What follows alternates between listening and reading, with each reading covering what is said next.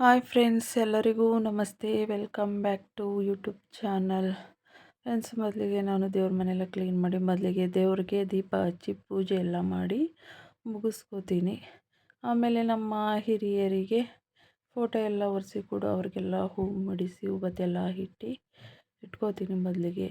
ಆಮೇಲೆ ಬಂದು ನಾನು ಅಡುಗೆ ಶುರು ಮಾಡ್ಕೋತೀನಿ. ಮೊದಲಿಗೆ ಸ್ಟವ್ ಎಲ್ಲ ಪೂಜೆ ಎಲ್ಲ ಮಾಡಿಕೊಂಡು ಆಮೇಲೆ ಅಡುಗೆ ಶುರು ಮಾಡ್ಕೋತೀನಿ. ಮೊದಲಿಗೆ ಮಸಾಲೆನೇ ರುಬ್ಕೋತಾ ಇದ್ದೀನಿ ನಾನು.